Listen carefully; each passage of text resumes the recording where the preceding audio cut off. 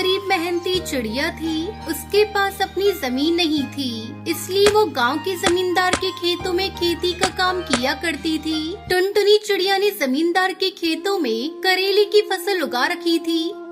टुनटुनी, करेले की फसल कब तक तैयार हो जाएगी? इस बार करेला बढ़िया उग जाए तो शहर के जंगल में अच्छे दामों में बेचकर कमाई अच्छी हो जाएगी। मालिक, बस अगले 2 महीने तक फसल पककर तैयार हो जाएगी। तब तक आप लोग कमेंट में बताएं 21 डिवाइडेड बाय 9 कितने होते हैं। ठीक है, पूरी मेहनत से फसल उगा तभी महीने की पगार मिलेगी। टुनटुनी चिड़िया दिन रात खेत पर मेहनत करके करेले की फसल उगाती है और 2 महीने बाद करेले की फसल पककर तैयार हो जाती है। सेठ जी जब ये फसल देखेंगे तो बहुत खुश होंगे। बस 1-2 दिन में सेठ जी को बुलाकर फसल दिखा दूंगी। टुनटुनी खुशी खुशी घर चली जाती है और घर जाकर अपनी बेटी सुनहरी को सारी बात बताती है। ये सब तुम्हारी मेहनत का फल है माँ। तुमने करेले की फसल उगाने में बहुत मेहनत की है। सुनहरी, कल मुझे सुबह खेत पर जल्दी पहुँचना है, इसलिए मुझे जल्दी उठा देना। अगले दिन टुनटुनी चिड़िया जब खेत पर पहुंची तो उसने देखा कि उसके खेत के सारे करेले गायब थे। ये देखकर टुनटुनी चिड़िया घबरा गई। हे भगवान, सारी फसल कहाँ गई? एक भी करेला नहीं बचा। करेले कौन चुरा कर ले गया? टुनटुनी रोती जमींदार सेठ के पास जाती है। सेठ जी, खेत में से करेले चोरी हो गए। पता नहीं कौन फसल तोड़ कर ले गया। क्या कह रही हो? कहीं तू झूठ तो नहीं बोल रही? कहीं तेरी नियत में फर्क तो नहीं आ गया? अच्छे से बात सुन ले मेरी। पूरी फसल के पैसे चाहिए, चाहे कहीं से भी लाके दे, वरना मैं तुझे इस गांव में नहीं रहने दूंगा। मैं तुझे पुलिस के हवाले कर दूंगा। मैं तुझे 1 दिन का समय देता हूँ। पर मालिक, मेरा विश्वास कीजिए, मैंने कोई चोरी नहीं की। मुझे खुद नहीं पता कि खेत में से करेले कहाँ गायब हो गए।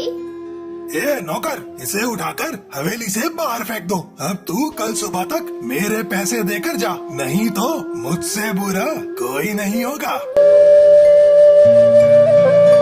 हे भगवान, इतने पैसे कहाँ से लाऊंगी?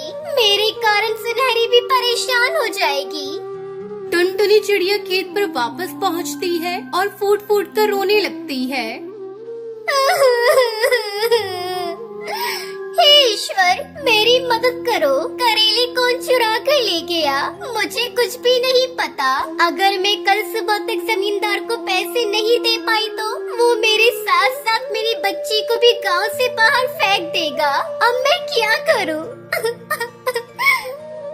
टुनटुनी चिड़िया भी रो रही थी कि तभी वहाँ 2 परियां आती हैं और वो आपस में बातें करने लगती हैं।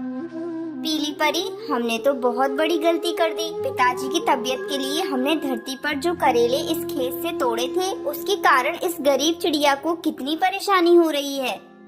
हाँ लाल परी, हमसे गलती हो गई। चलो हम इससे माफी मांगते हैं और जो भी करेले हमने लिए हैं उसके बदले से धन दे देते हैं। दोनों परियां टुनटुनी चिड़िया के पास जाती हैं। टुनटुनी उन्हें देखकर हैरान रह जाती है। टुनटुनी, तुम्हारे खेत से करेले हमने ही लिए थे। हमारे पिताजी को परिलोक के वेद जी ने करेले का जूस पीने की सलाह दी थी और करेला सिर्फ धरती पर ही उगता है, परिलोक में नहीं। इसलिए हमने तुम्हारे खेत से सारे करेले तोड़ लिए। हम तो फिर से करेले लेने आए थे। हमें नहीं पता था कि इस फसल को धरती पर उगने में समय लगता है। टुनटुनी, ये लो, ये धन से भरा हुआ कलश। ये उन करेलों की कीमत है जो हमने तुम्हारे खेत से तोड़ लिए थे। टुनटुनी चिड़िया सोने के सिक्कों से भरा कलश देखकर बहुत खुश हो जाती है। टुनटुनी, क्या तुम हमारी मदद कर सकती हो? बताइए पीली परी, मैं आपकी क्या मदद कर सकती हूँ? अरे टुनटुनी, अब तो तुम्हारे खेत में करेले भी नहीं बचे हैं और हमारे परीलोक में करेले की फसल नहीं उगती है। अगर तुम बादलों पे खेती कर सको तो हमें परीलोक में बहुत आराम हो जाएगा। इसके बदले हम तुम्हें उचित धन राशि भी दिया करेंगे। फिर तुम्हें जमींदार के खेतों पर काम करने की कोई जरूरत नहीं पड़ेगी। तुम बादलों पर ही खेती किया करना। क्या बादलों पर खेती? पर वो मैं कैसे कर सकती हूँ? तुम चिंता मत करो, हम तुम्हें सब समझा देंगे। अभी तुम जमींदार के रुपए लौटा दो, उसके बाद हम तुम्हें बादलों में परीलोक ले जाएंगे। टुनटुनी चिड़िया जमींदार की फसल की सारी कीमत चुका देती है और उसके बाद परियों से बादलों में ले जाती है। टुनटुनी, तुम करेलों के साथ साथ और भी सब्जी की खेती कर सकती हो। जी परी, मैं कल सुबह से ही खेती के काम में लग जाऊंगी और आपका बहुत बहुत शुक्रिया जो आपने बादलों पर मुझे खेती करने की अनुमति दे दी। टुनटुनी चिड़िया बादलों पर बने खेतों में करेले की खेती के साथ साथ और सब्जी की भी खेती करना शुरू कर देती है और अपनी बेटी के साथ खुशी खुशी रहने लगती है।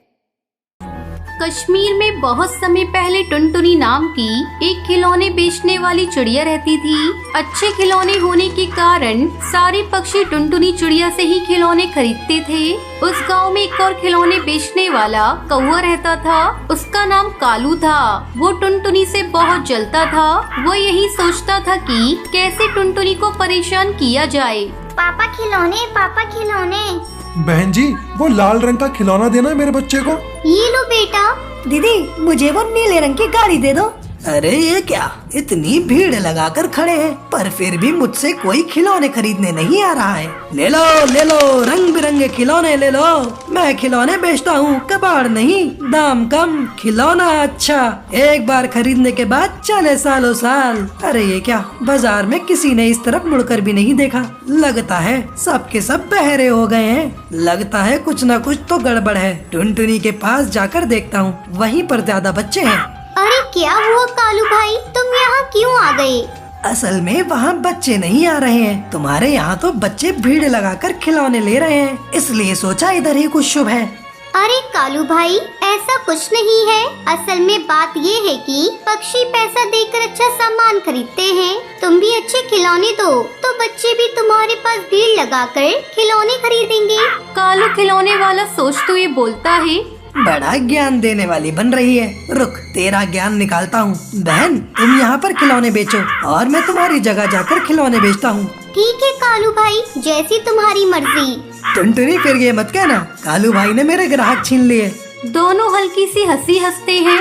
नहीं कालू भाई, कोई किसी का भाग्य नहीं छीन सकता, तुम निश्चिंत रहो। दोनों ने अपनी जगह बदल दी। एक पक्षी उड़कर आता है और टुनटुनी खिलौने वाले की दुकान के सामने जाकर खड़ा हो जाता है, लेकिन वहाँ पर कालू अपने खिलौने बेच रहा होता है। बेटा, तुम्हें खिलौना चाहिए ना? अब बताओ कौन सा? अंकल, वो टुनटुनी दीदी कहाँ है? मैं उन्हीं से खिलौने लेती हूँ। कालू कौवा टुनटुनी चिड़िया की ओर इशारा करते हुए टूनी चिड़िया को बताता है। टूनी चिड़िया उड़कर टुनटुनी चिड़िया के पास जाती है। अगले दिन कालू कौवा चिंता में घूमता हुआ टुनटुनी चिड़िया के घर जाता है। तभी वो देखता है कि टुनटुनी अपने खिलौने बेचने के लिए खिलौने तैयार कर रही है और तभी टुनटुनी चिड़िया किसी काम से बाहर जाती है और कालू छुपके से उसके घर में घुस जाता है। फिर वो कुछ खिलौने खराब कर देने के बाद जब अपने घर वापस जा रहा होता है तो एक कबूतरी उसको उड़ते हुए देख लेती है। अरे ये तो कालू खिलौने वाला है, लेकिन ये इतनी तेजी से उड़ क्यों रहा है? लगता है कुछ तो गड़बड़ है। उसी दिन बाजार में टुनटुनी चिड़िया के पास लूसी कबूतरी खिलौने खरीदने आती है। दीदी, मुझे वो हाथी देना। ये लो बेटा। अरे दीदी, इस हाथी का तो पैर टूटा हुआ है। टुनटुनी, ये क्या टूटे हुए खिलौने दे रही हो बच्चों को? मैं तुम्हारे पास से खिलौने नहीं लूंगा। टुनटुनी दीदी, आप मुझे टूटे हुए खिलौने दे रही हो। तभी कालू आवाज लगाते हुए बोला, आइए आइए, रंग बिरंगे खिलौने, मजबूत खिलौने, अच्छे खिलौने, बिना टूटे हुए खिलौने मिलेंगे। मेरे पास आइए, इधर आइए। तभी बच्चे उड़कर कालू खिलौने वाले की दुकान पर चले जाते हैं और उससे खिलौने खरीदने लगते हैं। अगले दिन टुनटुनी चिड़िया खिलौने लेकर बाजार गई, लेकिन फिर से उसके खिलौने टूटे हुए निकले। आज बाजार में कालू के पास बहुत भीड़ थी। सभी पक्षी कालू से खिलौने खरीदने लगे। सभी पक्षियों ने टुनटुनी चिड़िया को ठग और झूठा समझना शुरू कर दिया और इधर कालू तरक्की कर रहा था। ये सब देखकर टुनटुनी चिड़िया चौंक गई और टुनटुनी चिड़िया मन ही मन सोचने लगी, ये कालू का ही काम है, लेकिन मैं साबित नहीं कर पाऊंगी। अगर मैं सच्ची हूँ तो एक दिन सबको सच जरूर पता चल जाएगा। अब कालू कौवे को और लालच आ जाता है। वो मिट्टी के खिलौने बिना पकाए उन पर रंग करके बेचने लगा और पक्षियों को ठगने लगा और बच्चों को पागल बनाने लगा। अगले दिन हंसते हुए कालू खिलौने वाला अपने घर पहुंचा। अरे सुनती हो, कहाँ हो? कल से ज्यादा मुनाफा करना है आज, तो और खिलौनों को अच्छे से रंग करो। मैं बाजार जा रहा हूँ। कालू कौवा बाजार के लिए निकल जाता है। रास्ते में कालू को टुनटुनी चिड़िया मिली। अरे टुनटुनी, बाजार नहीं जाओगी? नहीं, मैं बाजार नहीं जाऊंगी। मैं उसी दिन बाजार जाऊंगी जिस दिन गांव वाले मुझे बुलाएंगे। टुनटुनी चिड़िया दूसरे गांव में गली गली घूमकर अपने खिलौने बेचने लगी। वो जोर जोर से आवाज लगाती। ठंडी में उसे बहुत कष्ट होता था, पर इसके अलावा टुनटुनी के पास और कोई दूसरा रास्ता नहीं था। अब कालू कौवा वापस अपने घर पहुंचा और अपनी पत्नी से बोला, कल हमने इस पर ज्यादा रंग कर दिया था, इसलिए अब खिलौनों में से रंग निकलने लगा है। पक्षियों की बहुत शिकायतें आ रही हैं। ये सब बातें छुपकर बबली कबूतरी देख रही होती है। वो मन में बोलती है, अच्छा तो ये बात है, ये कच्चे खिलौने बेचकर हमको ठग रहा है। मुझे इस कौवे का पर्दाफाश करना होगा। बेचारी टुनटुनी कितनी ठंड में दूसरे गांव खिलौने बेचने जाती है। मुझे अभी जल्दी से गांव के पक्षियों को बुलाना होगा। वही दूसरी ओर कालू अपनी पत्नी से बातें करता है। आज रंग में पानी मिलाते हैं। बबली कबूतरी कालू के घर के बाहर चिल्लाने लगती है, अरे कोई है? अरे सबके सब कहाँ गए? अरे कोई है? अरे सब कहाँ हो? देखो कालू भाई क्या कर रहे हैं। देखो इतने दिनों से तुम लोगों ने कच्ची मिट्टी खरीदी है और पक्की मिट्टी का भाव दिया है। देखो देखो कालू भाई क्या कर रहे हैं। कालू और कालू की पत्नी पंचायत में सर झुकाकर खड़े हो गए। जिन पक्षियों ने कालू से खिलौने खरीदे थे वो भी खड़े होते हैं। पंचायत में बबली कबूतरी बोलती है, कालू ने टुनटुनी चिड़िया के खिलौने खराब किए, क्योंकि मैंने उस दिन भी कालू को टुनटुनी के घर से उड़ते हुए देखा था।